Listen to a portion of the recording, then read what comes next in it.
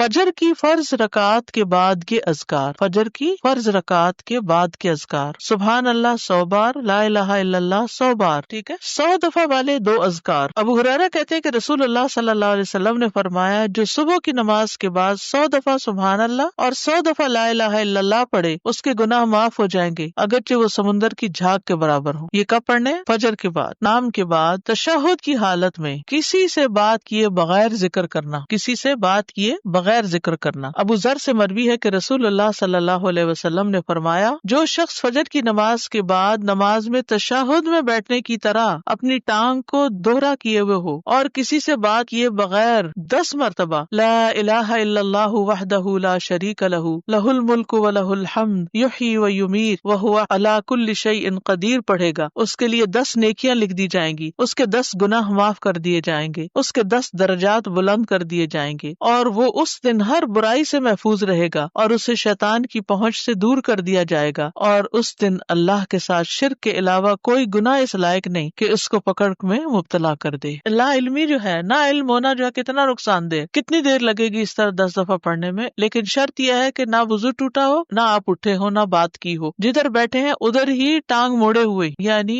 کسی گناہ پہ پکڑ نہیں ہوگی، شرک کیا تو پکڑ ہوگی، یہ مطلب۔ مغرب کی نماز کے بعد کا ذکر، لا الہ الا اللہ وحدہ لا شریک لہ لہ الملک ولہ الحمد یحیی و یمیت وہو علی کل شیء قدیر۔ سلام کے بعد تشہد کی حالت میں ذکر کرنا۔ عبد الرحمن بن غنم رضی اللہ عنہ نبی صلی اللہ علیہ وسلم سے روایت کرتے ہیں کہ آپ نے فرمایا جس نے نماز مغرب اور صبح کی نماز کے بعد اتحیات کی حالت میں اٹھنے سے پہلے، یا مغرب کی نماز ٹھیک ہے، ٹانگ کو دوہرا کیے ہوئے 10 بار کہا لا الہ الا اللہ وحدہ لا شریک لہ لہ الملک ولہ الحمد یحیی و یمیت وہو علی کل شیء قدیر، تو ہر بار اللہ اس کے لیے 10 نیکیاں لکھتا ہے اور 10 گناہ اس سے دور کر دیتا ہے اور اس کے درجے بلند کر دیتا ہے 10، اور یہ اس کے لیے ہر بری چیز سے حفاظت اور شیطان مردود سے پناہ دینے والے ہوتے ہیں، اور کوئی گناہ سوائے شرک کے اس کو نہیں پہنچتا۔ یہ اس روز عمل میں سب لوگوں سے افضل ہوتا ہے سوائے اس شخص کے جس نے اس کے برابر ان کلمات کو پڑھا ہو یا اس سے بھی زیادہ۔ اور پھر انہی کلمات کو مغرب کے وقت اگر پڑھتا ہے انسان مغرب کے بعد تو اس کا فائدہ کیا ہے؟ سنن ترمذی کی روایت میں آتا ہے جو شخص لا الہ الا اللہ وحدہ لا شریک لہ لہ الملک ولہ الحمد یحیی و یمیت وہو علی کل شیء قدیر مغرب کے بعد 10 بار پڑھے گا، اللہ اس کی حفاظت کے لیے اسلحہ بردار فرشتے بھیجے گا جو اس کی صبح تک شیطان سے حفاظت کریں گے، صبح تک شیطان سے حفاظت۔ تو آپ سوچئے کہ کتنا بڑا اجر و ثواب اور کتنی بڑی پروٹیکشن ہے، کیونکہ بعض اوقات سارا وقت موڑنا مشکل ہوتا ہے۔ افضل پوزیشن نماز کے بعد اذکار کرنے کی کیا ہے؟ 2 زانوں ہو کے بیٹھنا، لیکن اگر آپ اتنی دیر بیٹھ ہی نہیں سکتے، کچھ لوگوں کی تو ٹانگ مڑتی بھی نہیں ہے گھٹنوں کی تکلیف کی وجہ سے، تو پھر ایسی صورت میں 4 زانوں ہو کے بھی بیٹھ سکتے ہیں۔ اگر نیچے بالکل ہی نہیں بیٹھا جا رہا تو پھر کرسی پہ بیٹھ جائیں، اللہ کو تو پتا ہے کہ آپ کیوں ایسے کر رہے ہیں، صرف ریسٹ کے لیے نہیں بلکہ مجبوری کے تحت، اس میں کنسنٹریشن زیادہ ہوتی ہے۔ نماز میں اتحیات ہمیں ایسے کیوں پڑھنے کے لیے کہا گیا؟ اور کچھ پوزیشن تو بیٹھنا ہی بھی منع ہے۔ کون سی پوزیشن بیٹھنا منع ہے؟ ہاں، ایسے گھٹنے اوپر کر کے، کیونکہ یہ بہت ریلیکسنگ سی پوزیشن ہے نا، اس میں انسان عام طور پر جب بالکل کیئر فری بیٹھنا ہوتا ہے تو اس طرح بیٹھا ہوا ہوتا ہے ریسٹ ریلیکس کرنے کے لیے، لیکن 4 زانوں بھی یہ ہے کہ آرام ہو جاتا ہے بہت، اس طرح بیٹھنے میں ذرا تھوڑی سی ایکٹیو بھی ہوتا ہے، تھوڑی تکلیف بھی ہوتی ہے، پاؤں سو بھی جاتے ہیں۔ اس کے بعد کے اذکار، ایک بار اللہ اکبر کہنا اور اونچی آواز میں۔ ابن عباس کہتے ہیں میں نبی صلی اللہ علیہ وسلم کی نماز کے مکمل ہونے کو تکبیر کی وجہ سے سمجھ جاتا تھا، یعنی سلام پھیرنے کے بعد آپ اللہ اکبر کہتے۔ نمبر 2، 3 بار استغفر اللہ کہنا، میں اللہ سے بخشش مانگتا ہوں۔ صبان کہتے ہیں کہ رسول اللہ صلی اللہ علیہ وسلم جب اپنی نماز سے فارغ ہوتے تھے تو 3 مرتبہ استغفار فرماتے۔ ولید کہتے ہیں کہ میں نے اوزاعی سے پوچھا آپ استغفار کس طرح فرمایا کرتے تھے؟ تو انہوں نے کہا آپ اس طرح فرماتے استغفر اللہ استغفر اللہ استغفر اللہ۔ اس کی کیا حکمت ہے نماز کے بعد استغفار کرنے کی؟ استغفار کا مطلب ہے بخشش مانگنا، یعنی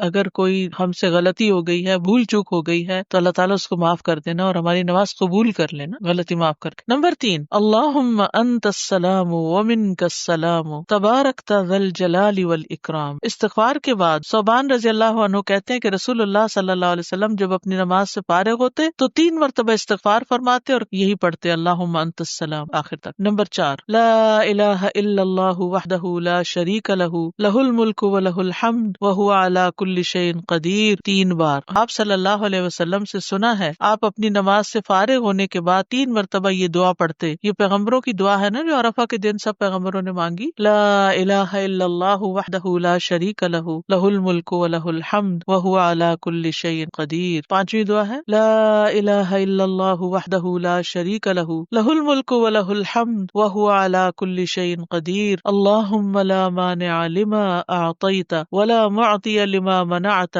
ولا ينفع ذا الجد، ایک روایت میں منک الجد بھی آتا ہے، یہ اگلی روایت ہے، ولا ينفع ذا الجد منک الجد۔ چھٹی دعا ہے، لا الہ الا اللہ وحدہ لا شریک لہ لہ الملک ولہ الحمد یحیی ویمیت وہو حی لا یموت بیدہ الخیر وہو علی کل شیء قدیر۔ یہ دعا اور کس موقع پہ پڑھی جاتی؟ بازار جاتے ہوئے، کئی لاکھ نیکیوں کا ثواب ہے جو بازار میں یہ دعا پڑھ لے۔ اللہم لا مانع لما اعطیت ولا معطی لما منعت ولا ينفع ذا الجد منک الجد۔ ترجمہ دیکھ رہے نا آپ صاحب، 3 بار پڑھنا، ٹھیک ہے، یعنی لا الہ الا اللہ وحدہ 3 بار اور پھر اللہم لا مانع۔ 7ویں دعا، لا الہ الا اللہ وحدہ لا شریک لہ لہ الملک ولہ الحمد وہو علی کل شیء قدیر، لا حول ولا قوة الا باللہ، لا الہ الا اللہ ولا نعبد الا ایاہ، لہ النعمۃ ولہ الفضل ولہ الثناء الحسن، لا الہ الا اللہ مخلصین لہ الدین ولو کرہ الکافرون۔ اس میں سے کچھ دعائیں ایاک نستعین، اس کے بعد تسبیحات، 33 بار سبحان اللہ، 33 بار الحمدللہ، 33 بار اللہ اکبر، اور 100 پورا کرنے کے لیے لا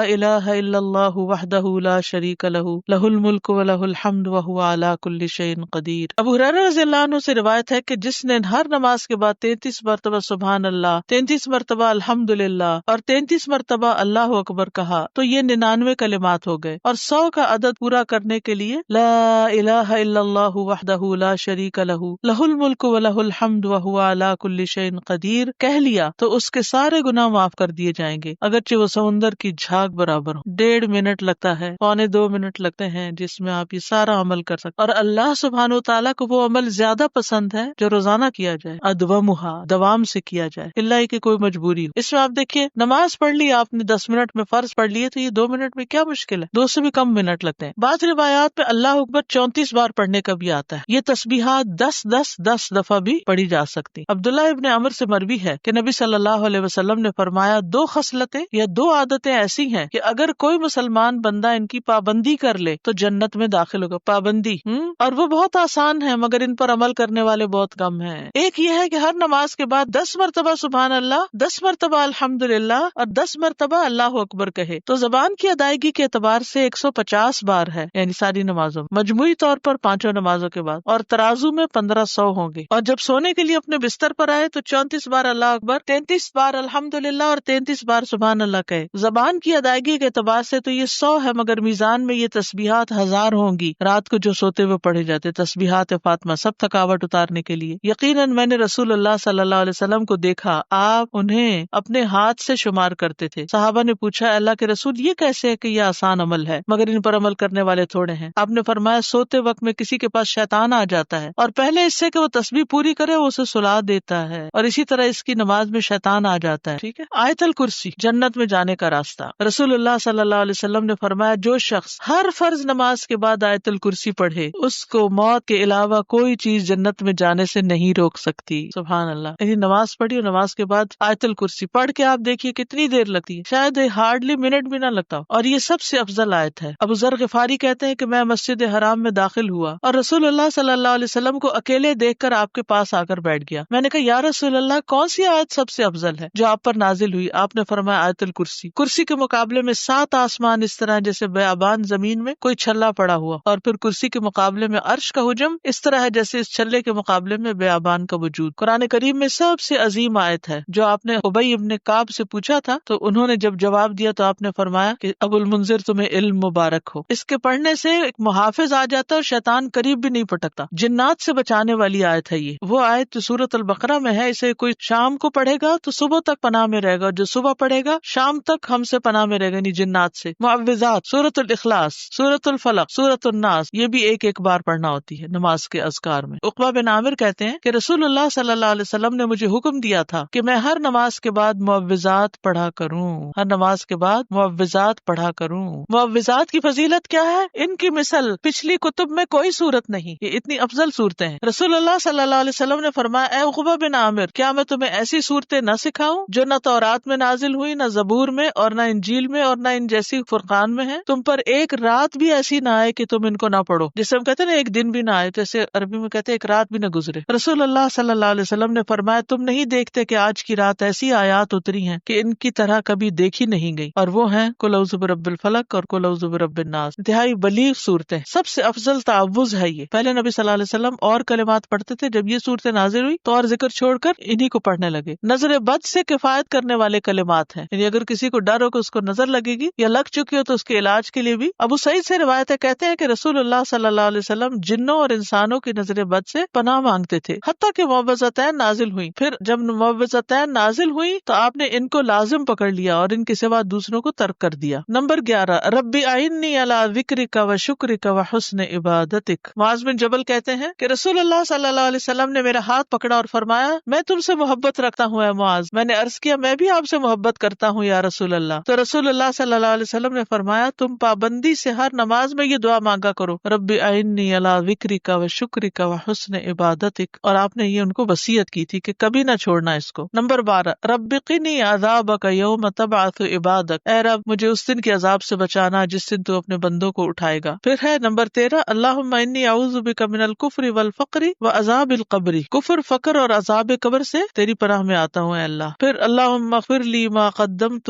وما اخرت وما اسررت وما اعلنت وما اسرفت وما انت اعلم به منی انت المقدم وانت المؤخر لا الہ الا انت. یہ اگلے پچھلے ظاہری باطنی سب گناہوں کی معافی کا اعلان ہے اس میں. پھر 15 نمبر پہ سبحانک اللہم وبحمدک استغفرک واتوب الیک. اچھے عمل پہ مہر لگانے والے کلمات ہیں یہ، یعنی جو شخص کسی مجلس میں بیٹھے پھر اس سے کچھ غلط باتیں ہو جائیں تو جب یہ کلمات آخر میں پڑھے گا تو وہ معاف ہو جائیں گے، کفارہ ہو جائے گی اس مجلس کا. نمبر 16 رب اغفر لی وتب علی انک انت التواب الغفور. ایک انصاری صحابی کہتے کہ میں نے رسول اللہ صلی اللہ علیہ وسلم کو نماز کے بعد یہ دعا 100 دفعہ پڑھتے ہوئے سنا، رب اغفر لی وتب علی انک انت التواب الغفور. پھر اللہم انی اعوذ بک من الجبن واعوذ بک ان ارد الی ارذل الامور واعوذ بک من فتنۃ الدنیا واعوذ بک من عذاب القبر. پھر ہے اللہم اغفر لی وارحمنی واہدنی وارزقنی. اور عبداللہ بن عباس کہتے ہیں کہ وہ ایک رات رسول اللہ صلی اللہ علیہ وسلم کے ہاں سوئے تو رات کو آپ جاگے، مسواک کی اور وضو فرمایا. اس وقت آپ یہ آیت مبارکہ پڑھ رہے تھے ان فی خلق السماوات والارض واختلاف اللیل والنہار لآیات لأولی الالباب. یہ آیات تلاوت فرمائی حتیٰ کہ سورت ختم کی. پھر آپ کھڑے ہوئے اور 2 رکعتیں پڑھی. یہ کون سی 2 رکعتیں تھی؟ تہجد. اور ان میں بہت طویل قیام اور رکوع اور سجدے کیے. پھر واپس پلٹے اور سو گئے یہاں تک کہ آپ کے سانس کی آواز سنائی دینے لگی. پھر آپ نے اس طرح 3 دفعہ کیا، 6 رکعتیں پڑھی. ہر دفعہ آپ مسواک کرتے، وضو فرماتے اور ان آیات کی تلاوت فرماتے. سبحان اللہ، یعنی کتنی مشقت اٹھاتے تھے آپ. پھر آپ نے 3 وتر پڑھے. پھر مؤذن نے اذان دی تو آپ نماز کے لیے باہر تشریف لے گئے اور آپ یہ دعا پڑھ رہے تھے اللہم اجعل فی قلبی نورا وفی لسانی نورا واجعل فی سمعی نورا واجعل فی بصری نورا واجعل من خلفی نورا ومن امامی نورا واجعل من فوقی نورا ومن تحتی نورا اللہم آتنی نورا. اب تہجد پڑھنے کا ایک اور طریقہ معلوم ہو گیا، کیونکہ سوال تھا نا کہ 8 رکعتیں اکٹھی پڑھی جا رہی ہیں اور پھر ایک اور پڑھی جا رہی ہے ایک ہی سلام سے ساری. تو اسی طرح یہ طریقہ بھی ہے کہ آپ نے 2 پڑھی پھر آرام کر لیا، پھر 2 پڑھی پھر آرام کیا، پھر پڑھی. نیکسٹ ہے سبحانک اللہم وبحمدک اشہد ان لا الہ الا انت استغفرک واتوب الیک. السلام علیکم ورحمۃ اللہ وبرکاتہ.